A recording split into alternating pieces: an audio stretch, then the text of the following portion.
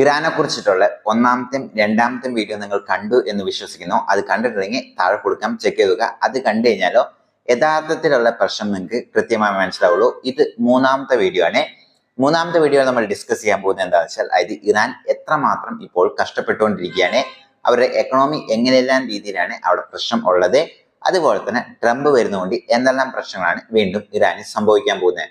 അപ്പോൾ വീഡിയോ ഇഷ്ടപ്പെടുകയാണെങ്കിൽ ലൈക്ക് ചെയ്യാൻ മറക്കരുത്. ഇപ്പൊ വീഡിയോയിൽ കിടക്കാം. അപ്പോൾ നമുക്കറിയാം, ഇറാൻ എന്ന് പറയുന്ന രാജ്യം അവരുടെ ഓയിൽ എന്ന് പറയുന്ന ഒരു കാര്യം കൂടെ ഇല്ല എന്ന് പറയുന്ന ഒരു രാജ്യമാണെങ്കിൽ ഇന്ന് ഇറാൻ എന്ന് പറയുന്ന രാജ്യം ഈ ഭൂമിയിൽ തന്നെ ഉണ്ടാവില്ലായിരുന്നു. കാരണം അത്രമാത്രം വലിയ ട്രാജഡിയായ ഒരു അവസ്ഥയിലൂടെയാണ് ഇറാൻ ഇപ്പോൾ കടന്നുപോയിക്കൊണ്ടിരിക്കുന്നത്. ഇതിന്റെ കാരണം എന്താണെന്ന് വെച്ചാൽ, അതായത് ഇറാന്റെ എക്കണോമി നമ്മൾ എടുത്തു നോക്കുകയാണെങ്കിൽ ഏകദേശം 25% വരുന്നത് ഇതേ ഓയിൽ നിന്നാണ്. അതായത് മറ്റ് സോഴ്സിൽ നിന്നല്ല, വെറും ഓയിൽ നിന്ന് മാത്രമാണ് 25% അവരുടെ റവന്യൂ ആയി വരുന്നത്.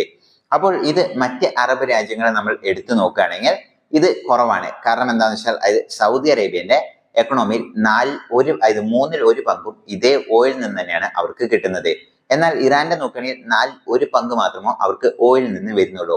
അപ്പോൾ ഓയിൽ നിന്ന് 1 പങ്കോ വരുന്നുള്ളൂ എന്നുണ്ടെങ്കിലും അതിലും ഇറാൻ കുറെ പ്രശ്നങ്ങൾ നേരിടുന്നുണ്ട്. അത് എന്താണെന്ന് വെച്ചാൽ, കഴിഞ്ഞ 20 വർഷമായിട്ട് അമേരിക്ക ഇറാനെതിരെ പലതരത്തിൽ, അതായത് 2002 തൊട്ട് പലതരത്തിലുള്ള സാങ്ഷൻസ് ഇങ്ങനെ ഇമ്പോസ് ചെയ്ത് വന്നുകൊണ്ടേയിരുന്നു. കാരണം അവർ ന്യൂക്ലിയർ വെപ്പൺ ഡെവലപ്പ് ചെയ്യുന്ന രീതി അതായത് ലോകത്തിനോട് പറഞ്ഞില്ല, അല്ലെങ്കിൽ അങ്ങനെ ഒരു ഡെവലപ്പ് ചെയ്യാനുള്ള ശ്രമത്തിൽ അവർ ഉണ്ടായിരുന്നു.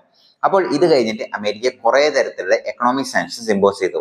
പിന്നീട് 2013, അതായത് നമ്മൾ ആ വീഡിയോയിൽ എക്സ്പ്ലെയിൻ ചെയ്ത പോലെ തന്നെ അത് കുറെ എടുത്തു കളയുകയും ട്രംപ് വീണ്ടും വന്നു കഴിഞ്ഞപ്പോൾ കുറെ ഇമ്പോസ് ചെയ്യുകയും ചെയ്തു. അപ്പോൾ ട്രംപിന്റെ ഭരണകാലത്താണ് ഏകദേശം 40%, അതായത് 100%, അതായത് ഇമ്പോസ് ചെയ്തതിൽ 40% വെറും 4 വർഷം കൊണ്ട് ട്രംപ് ഭരിച്ചപ്പോൾ മാത്രമാണ് ഇറാനെതിരെ ഇങ്ങനെ എക്കണോമിക് സാങ്ഷൻസ് ഇമ്പോസ് ചെയ്തത്. അപ്പോൾ ഇതിന്റെ കാരണം എന്താണെന്ന് വെച്ചാൽ, അതായത് ട്രംപിന് ഇറാന് അത്ര വലിയ താല്പര്യമുള്ള കേസല്ല. അപ്പോൾ ഇതുകൊണ്ട് ഇറാന്റെ എക്കണോമി വീണ്ടും വീണ്ടും ഡൗൺ ആയി വരികയായിരുന്നു ഉണ്ടായിരുന്നത്. ഇന്ന് $1 ഈസിക്കൽ അതായത് ഇന്ത്യൻ റുപ്പി എന്ന് പറയുന്നത് 86 രൂപ അത്രയും വരും. അത് തന്നെ വീക്ക് ആയിട്ടാണ് നമ്മൾ കൺസിഡർ ചെയ്യുന്നത്. എന്നാൽ $1 ഈസിക്കൽ അതായത് ഇറാൻ റുപ്പി നോക്കുകയാണെങ്കിൽ 42,000 ഇറാൻ റിയാലാണ്. അപ്പോൾ എത്രമാത്രം, അതായത് 85 നിങ്ങൾ കമ്പയർ ചെയ്ത് നോക്കി എത്രമാത്രം ഡൗണിലാണ് അവരുടെ എക്കണോമിയും കറൻസിയും ഉള്ളത് എന്ന് നിങ്ങൾക്ക് ഒരു സിമ്പിൾ പ്രൊജക്ഷൻ നിങ്ങൾക്ക് കിട്ടും. അപ്പോൾ ട്രംപ് ഇങ്ങനെ ഇമ്പോസ് ചെയ്തുകൊണ്ട് ഇറാന് എന്താ പ്രശ്നം എന്ന് നിങ്ങൾക്ക് തോന്നാം. അതായത് ഈ എക്കണോമിക് സാങ്ഷൻസ് ഇമ്പോസ് ചെയ്യുമ്പോൾ ഇറാൻ എന്ന് പറയുന്ന രാജ്യം മാത്രമല്ല അവിടെ അനുഭവിക്കാൻ പോകുന്നത്. അതായത് ഇന്ത്യ തുടങ്ങിയ പല രാജ്യങ്ങളും അതിൽ പ്രശ്നമുണ്ട്. അതായത് ഉദാഹരണത്തിന് ഇറാൻ എന്ന് പറയുന്ന രാജ്യം ഈ ഓയിൽ പ്രൊഡ്യൂസിങ് കൺട്രിയാണ്. അപ്പോൾ ഈ ഓയിൽ അന്താരാഷ്ട്ര മാർക്കറ്റിൽ വിൽക്കാൻ വേണ്ടി അവർ വരുമ്പോൾ അവർക്ക് സാങ്ഷൻസ് ഇമ്പോസ് ചെയ്യാണ്. അപ്പോൾ ഇറാനിൽ നിന്ന് വാങ്ങുന്ന രാജ്യങ്ങൾക്കും ഇത് ഡയറക്റ്റ് ആയിട്ടോ ഇൻഡയറക്റ്റ് ആയിട്ടോ വരും. അപ്പോൾ ഇതുകൊണ്ട് എന്താ സംഭവം എന്ന് വെച്ചാൽ, ഒന്ന് ഓയിൽ പ്രൊഡ്യൂസിങ് രാജ്യത്തിന് പ്രശ്നമാണ്. പിന്നെ companies, refineries, insurance, trade mark, ഇങ്ങനെയുള്ള പല സെക്ടറുകളും ഈ സാങ്ഷൻസ് കാരണം ഇമ്പോസ് ചെയ്ത് അത് വലിയ പ്രശ്നമായി നേരിടും. അപ്പോൾ ഈ നേരിടുന്ന പ്രശ്നങ്ങളെല്ലാം തന്നെ ഓയിൽ മാർക്കറ്റിൽ ഈ പ്രൈസ് കൂടാൻ തുടങ്ങും. അപ്പോൾ ഈ പ്രൈസ് കൂടുമ്പോൾ എന്താണെന്ന് വെച്ചാൽ, അതായത് ഇപ്പോൾ ഇന്ത്യ പണ്ടെല്ലാം തന്നെ ഏകദേശം 5 ലക്ഷം ബാരൽസ് ആയിരുന്നു ഇറാന്റെ കയ്യിൽ നിന്ന് അതായത് ഓയിൽ വാങ്ങിക്കൊണ്ടിരുന്നത് എന്നാണ് പറയുന്നത്. എന്നാൽ ഈ സാങ്ഷൻസ് എല്ലാം ഇമ്പോസ് ചെയ്ത് കഴിഞ്ഞ് കഴിഞ്ഞപ്പോൾ നമ്മൾ അതായത് ഈ വാങ്ങുന്നത് വളരെ രീതിയിൽ കുറച്ചു. കാരണം എന്താണെന്ന് വെച്ചാൽ, അതായത് നമ്മളും ഡയറക്റ്റ് ആയിട്ട് ഓപ്പണായി പല കാര്യങ്ങൾ വാങ്ങുകയാണെങ്കിൽ നമുക്കെതിരെയും ഈ സാങ്ഷൻസ് ഇമ്പോസ് ചെയ്യും. ഇത് പിന്നെ നമ്മുടെ ട്രേഡിനും കൂടെ ബാധിക്കും. അതുകൊണ്ട് നമ്മളും ഇതിൽ ഒരു നല്ല രീതിയിലുള്ള ഷോർട്ടേജസ് ഉണ്ടായിരുന്നു. അപ്പോൾ എന്താണ്, ഈ ഓയിൽ പ്രൊഡ്യൂസ് ചെയ്യുന്നുണ്ട്, പക്ഷെ ഇറാനെ വിൽക്കാനോ വാങ്ങാനോ ആൾക്കാരില്ല. അപ്പോൾ ഇറാൻ മറ്റൊരു രീതിയാണ് ഫോളോ ചെയ്യുന്നത്. അതായത് അമേരിക്കയ്ക്ക് എതിരായിട്ടുള്ള രാജ്യങ്ങളെല്ലാം അപ്രോച്ച് ചെയ്യും. അതായത് ഉദാഹരണത്തിന് ചൈന, റഷ്യ തുടങ്ങിയ രാജ്യങ്ങൾ. അതായത് അതിനാണ് ഇന്ത്യനെയും ഇറാൻ ആശ്രയിക്കുന്നത്. അപ്പോൾ ഈ റഷ്യന്റെ അടുത്തും ചൈനയുടെ അടുത്തും പോയിട്ട്, അതായത് ചൈനയാണ് പ്രധാന ടാർഗറ്റ്, കാരണം ചൈനയാണ് ഏറ്റവും കൂടുതൽ ഓയിൽ കൺസ്യൂം ചെയ്യുന്നത്. അപ്പോൾ ചൈനയ്ക്ക് ഇപ്പോൾ, അതായത് ഇറാന്റെ എഗ്രിമെന്റ് എങ്ങനെയാണെന്ന് വെച്ചാൽ, അതായത് ചൈനയ്ക്ക് ഇപ്പോൾ ഇത്ര അധികം ഓയിൽ ആവശ്യമില്ല, ഇറാൻ കൊടുക്കുന്നത്ര ആവശ്യമില്ല. അപ്പോൾ ഇറാൻ പറഞ്ഞിരിക്കുന്നത്, അതായത് ഇപ്പോൾ ഓയിൽ ഞങ്ങൾ എക്സ്ട്രാക്ട് ചെയ്ത് അത് നിങ്ങളുടെ രാജ്യത്തോട്ട് അയക്കും. നിങ്ങൾക്ക് ആവശ്യമുള്ളപ്പോൾ ആ ഓയിൽ എടുക്കാം, അതിനുള്ള പൈസ ഞങ്ങൾക്ക് അപ്പോൾ ക്രെഡിറ്റ് ചെയ്ത് തന്നാൽ മതി. അതായത് ആവശ്യമുള്ളപ്പോൾ പൈസ തന്നാൽ മതി, അതിനു മുമ്പ് തന്നെ അഡ്വാൻസ്ഡ് ആയിട്ട് ഞങ്ങൾ ഓയിൽ തരാം എന്ന് പറഞ്ഞുകൊണ്ടാണ് ഇപ്പോൾ ഒരു എഗ്രിമെന്റ് ഇറാനും അതായത് ചൈനയുമായി നടന്നുകൊണ്ടിരിക്കുന്നത്. അപ്പോഴാണ് ഇറാൻ വിചാരിക്കുന്നത്, അതായത് വെറും ഓയിൽ കൊണ്ട് മാത്രം മുന്നോട്ട് പോകുകയാണെങ്കിൽ നമുക്ക്, അതായത് ഈ 25% അതായത് ഇല്ലെങ്കിൽ പിന്നീട് ഇറാൻ എന്ന് പറയുന്ന രാജ്യം ഇല്ലാണ്ടാവും.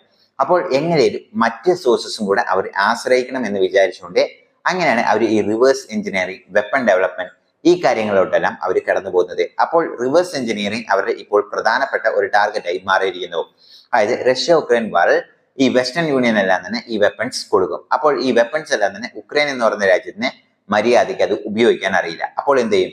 റഷ്യ ഈ വെപ്പൺസിനെല്ലാം തകർക്കുകയും അതുപോലെ തന്നെ അവിടെയുള്ള ടെറിട്ടറി ക്യാപ്ചർ ചെയ്തതിനു ശേഷം ഈ എൻജിൻസും അതുപോലെ തന്നെ ഈ വെപ്പൺസ് എല്ലാം തന്നെ അവിടെ നിന്ന് കളക്ട് ചെയ്ത് അത് ഇറാനിലോട്ട് അയക്കും. ഒന്നെങ്കിൽ ഇറാനിൽ വന്നതിന് ശേഷം അതിനെ റിപ്പയർ ചെയ്യുകയോ അല്ലെങ്കിൽ അതിനെക്കുറിച്ച് കംപ്ലീറ്റ് ആയും സ്റ്റഡി ചെയ്ത് എന്തെല്ലാം പ്രശ്നങ്ങളാണ് വെപ്പൺസിലുള്ളത്, ആ വെപ്പൺസ് എങ്ങനെയാണ് മാനുഫാക്ചർ ചെയ്യുന്നത്, എങ്ങനെയാണ് ഫംഗ്ഷൻ ചെയ്യുന്നത് ഉള്ള കാര്യങ്ങളെല്ലാം തന്നെ സ്റ്റഡി ചെയ്യും. അതുപോലെ തന്നെ അതിന് റിവേഴ്സ് എഞ്ചിനീയറിംഗ് ചെയ്ത് അത് തിരിച്ച് റഷ്യക്ക് കൊടുക്കും.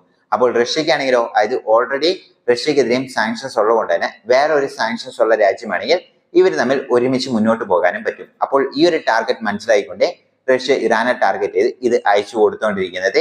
അപ്പോൾ ഇതിൽ നിന്നും ഇറാന് ഒരു സർട്ടൻ പെർസെന്റേജ് ഓഫ് ഇൻകം കിട്ടിക്കൊണ്ടേ ഇരിക്കും. എക്കണോമി ഡെവലപ്പ് ചെയ്യാൻ വേണ്ടി അവർ ഇപ്പോൾ ചെയ്തുകൊണ്ടിരിക്കുന്ന ഏക ഒരു മാർഗം എങ്ങനെയാണെന്ന് വെച്ചാൽ ബ്ലാക്ക് മാർക്കറ്റിനെ ആശ്രയിക്കുക. അതായത് ഇങ്ങനെ ഓയിൽ പ്രൊഡ്യൂസ് ചെയ്യുന്നത് അവർ 10 മില്യൺ ബാരൽ അല്ലാതെ ഒരു ദിവസം പ്രൊഡ്യൂസ് ചെയ്യുന്നുണ്ട്. അപ്പോൾ ഈ പ്രൊഡ്യൂസ് ചെയ്യുന്നത് എങ്ങനെയും ബ്ലാക്ക് മാർക്കറ്റിലൂടെ സെയിൽ ചെയ്യുക.